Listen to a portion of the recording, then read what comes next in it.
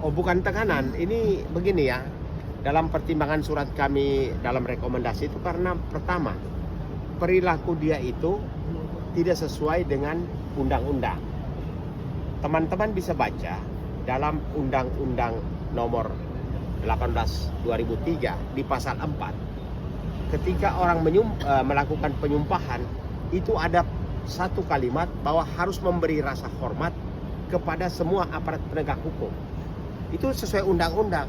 Jadi kalau seorang advokat bertindak bertentangan dengan perilaku advokat itu sendiri, tidak memberikan artinya hormat kepada semua instansi penegak hukum, apalagi itu di pengadilan, maka itu bukan ciri khas seorang advokat.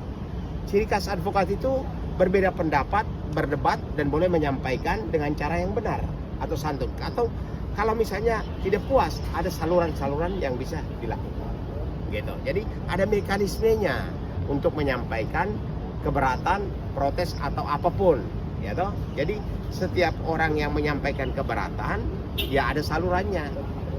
Sehingga dalam lafal sumpah yang dilakukan setiap advokat di pengadilan tinggi itu di alinea ketiga itu berbunyi harus memberikan ya hormat kepada aparat penegak hukum, sesama penegak hukum. Itu ada itu. Jadi dengan cara dia melakukan itu kan sudah melanggar sumpah itu sendiri, ya, begitu. Terus bagi OA sendiri ini sebenarnya alasannya apa? Apakah hanya dari DPD aja ataukah ada? Begini, ini kan sudah meresahkan. Perbuatan dia ini kan sudah meresahkan, ya. Pertama meresahkan masyarakat. Masyarakat akan menilai negatif bahwa itulah profesi advokat. Apakah seperti itu? Kedua, semua DPD di Kongres Advokat Indonesia merasa terganggu bahwa dengan satu orang ini sudah sangat merugikan.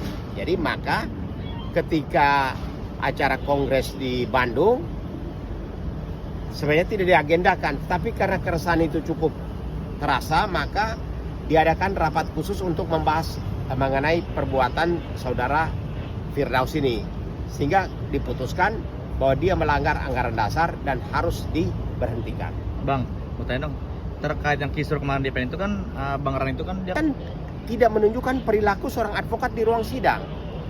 Bagaimana seorang advokat, meja yang tempat kita gunakan untuk bersidang, dia injak-injak. Lalu dengan keterangan saya ahli kungfu, lalu belakangan dia bilang saya tidak tahu siapa angkat kaki saya taruh di atas. Keterangannya kan berubah-ubah. Dan bukan hanya naik, tapi mondar-mandir kan.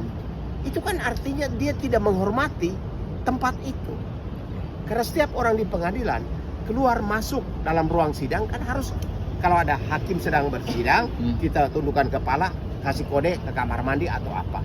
Ini walaupun sudah ditutup, tapi itu ruangan tempat bersidang. Saya kasih contoh aja, maaf deh, bukan rasial. Anda masuk ke tempat ibadah, Anda tidak buka sepatu, kasus kan? Tidak harus dibicarakan. Anda masuk ke rumah ibadah yang kita sucikan, injak-injak situ dengan sepatu, tentu protes tuh. Nah ini ciri khas bukan seperti itu. Maka ini sudah merugikan advokat. Jadi kita kasih analogi aja, tempat ibadah orang masuk tidak buka sepatu, tentu orang akan protes. Ini di ruang sidang dia naik injak-injak. Nah ini contohnya ya. Nah Bang, itu kan lagi dia teriakin hakim-hakim itu koruptor. Ini kan urusan lain. Setiap orang pasti punya masalah, tapi tidak boleh digeneralisir. Semua profesi ada catatnya. Entah maaf nih, hakim, jaksa, pengacara, tapi semua orang dituding koruptor. Kan nggak boleh dong. Semua ada mekanisme, katakanlah dia sebut Jarov koruptor atau putusan hakim di Surabaya koruptor.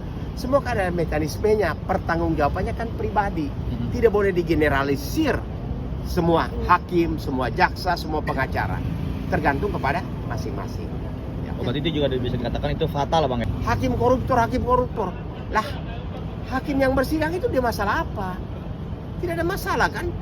Katakanlah ada 1-2 hakim, ya, seperti di Surabaya. Itu kan dia sudah diberikan apa proses hukum, pertanggungjawabannya sudah dijalanin. Kenapa dia menyamaratakan semua hakim? Itu kan nggak boleh, ya. Dan bahkan juga kemarin Silakan saja. Sebenarnya begini, kalau dicari pasal bahwa tidak ada undang-undang contempt of court, semua itu ada di peraturan Mahkamah Agung Undang-undang Pokok Kekuasaan Kehakiman tentang tata cara bersidang dalam KUHP itu ada. Di pasal 217, 218, 219, 232 tentang tata cara bersikap dalam persidangan pidana. Itu ada semua. Semua atributnya bagaimana, pakainya bagaimana. Lo dia petantang petenteng pakai toga kemana-mana. Ini kan baju sidang. Atau baju sidang hanya di ruang sidang, bukan dibawa pergi ke warung, ke Mahkamah Agung. Jadi sebenarnya dia belum mengerti fungsi baju itu. Makanya apakah seorang pengacara boleh pakai baju sidang ke Mahkamah Konstitusi, ke halaman pengadilan? Itu hanya dipakai untuk kehormatan, membedakan bahwa ini hakim, ini jaksa, ini pengacara. Kalau dia pakai jalan-jalan itu kan orang pikir ini ada gejala apa gitu. Bang, Memamerkan diri pakai toga kemana-mana. Dengan you pakai baju sidang, baju toga di pengadilan, orang tahu Anda pengacara. Di luar itu Anda pakai baju kaos santai aja juga orang tidak akan permasalahkan. Jadi dia tidak tahu penempatan baju sidang itu sendiri, dipakainya di mana. Baju sidang itu hanya dipakai di persidangan, ya, sesuai peraturan Menteri Kehakiman tahun 86. Atribut persidangan untuk hakim seperti apa, untuk jaksa seperti apa, untuk pengacara seperti apa, untuk panitera seperti apa. Semua ada, termasuk pengenaan peci di sidang. Itu ada. Bang, Ya benar juga, bahkan OA yang mengambil katanya dia umumkan bahwa di organisasi saya dengan 500.000 bisa jadi pengacara. Lah, pendidikannya saja sudah 5 juta, biaya sumpah berapa, magangnya berapa. Ini memang keluarkan izin OA apa syaratnya, apalagi OA yang dia masuk itu OA yang katanya di Ambarawa, dan kalau OA itu baru terbentuk 2024, kapan dia mendidik orang magangnya gitu. Jadi Ya, tidak bisa. Menurut kita sangat menyedihkan ya, apalagi sudah diberhentikan dari suatu organisasi advokat, terus ada organisasi advokat lagi yang menerima orang yang ya oknum yang telah dipecat, bukan dipecat lah, diberhentikan dari suatu organisasi advokat. Ya. Kan kita tahu permasalahannya seperti apa. Apakah organisasi advokat yang menerima ini, jadi kesannya di masyarakat adalah menerima perbuatan apa yang dilakukan oleh Firdaus. Bayangkan, apakah tidak punya marwah nih organisasi advokat ini, walaupun dia baru, ya, tidak mencerminkan apa yang ada di masyarakat. Apakah dia bukan bagian dari kita juga? Apakah tidak sedih dengan kondisi penegakan hukum seperti ini? Bagaimana seorang advokat bisa berdiri di atas meja sidang? Jadi ini bukan masalah ini harus disidangkan kode etik atau seperti apa. Pelanggarannya sudah terlalu besar. Jadi tidak perlu lagi dipanggil. Bagi Kongres Advokat, ini adalah pelanggaran yang sangat besar. Mencederai rasa profesionalisme, rasa melanggar kode etik dalam advokat sendiri. Jadi tidak perlu lagi dipanggil. Itu yang selalu dipertanyakan, kenapa kok KAI itu tidak perlu memanggil. Loh, setiap pelanggaran advokat di Kongres Advokat Indonesia, jika ada kesalahan itu kita bawa kok. Tetap ada sidang kode etik, ada sidang kode etik dan tetap diperiksa. Tapi untuk kasusnya Firdaus ini tidak perlu lagi diperiksa, karena udah jelas. Bayangin bagaimana sakit hatinya saat ini ya, hakim-hakim yang ada di seluruh Indonesia. Itu kita dapat terima panggilan terus. Kenapa waktu itu pada saat kongres akhirnya diputuskanlah dia ini langsung diberhentikan? Karena memang sudah merusak tatanan dan merusak harga diri seorang advokat. Kita sendiri sebagai advokat malu atas perbuatannya. dan itu juga kan kabar Advokat yang maksudnya malah menawarkan diri dia menjadi ketua kalau salah ya. Jadi ketua. Bagaimana gitu loh. Sementara ini kan udah mencederai seluruh advokat. Kalau kita bilang rasa rasa kehormatan kita itu sudah tercederai oleh perilakunya dia. nah kompetitif Organisasi ini yang terjadi karena setiap orang bisa membentuk organisasi, bikin akte, didaftarkan di Menkumham, melakukan pendidikan, dan diterima oleh pengadilan tinggi. Mungkin kedepannya harus dipikirkan bahwa harus ada standar organisasinya, misalnya lalu menjadi advokat lewat organisasi dia 500.000. Mana bisa begitu?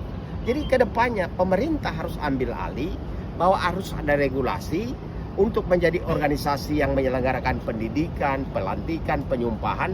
Misalnya dia harus memiliki cabang di seluruh provinsi. Ya, lalu pengurus minimal sudah berpraktek di atas 20 tahun. Tapi kalau yang baru keluar mau bikin organisasi, dia rekrut menjadi lahan dia untuk ujian-ujian. Nah, itu kan tidak benar. Makanya contoh seperti yang ini, satu keluar ditampung padahal dengan dikatakan dengan modal 500 jadi pengacara. Nah, itu kan Menyelenggarakan pendidikan, keluarkan surat magang. Nah, masalahnya di surat magang itu apakah dikeluarkan oleh organisasi itu sendiri? Bisa saja dia minta dari teman-teman pengacara yang sudah lama berpraktek, keluarkan surat magang. Kan sama juga. Bang, pembekuan ataupun pemberhentian itu di KAI apakah ini baru pertama di kedua orang itu, dan apakah putusan ataupun keputusan yang diambil oleh Mahkamah Agung itu tadi sudah sesuai Sudah dengan tepat banget. yang diusulkan oleh KAI? Itu sudah sesuai usulan itulah. kita. Dia lupa kalau dia pikir dengan diberhentikan dari bahwa yang mengajukan penyumpahannya itu adalah Kongres Advokat Indonesia. Makanya kita kemarin sudah sampaikan bahwa kita segera mengajukan surat ke rekomendasi ke Mahkamah Agung untuk pencabutan berita acara sumpah. Ini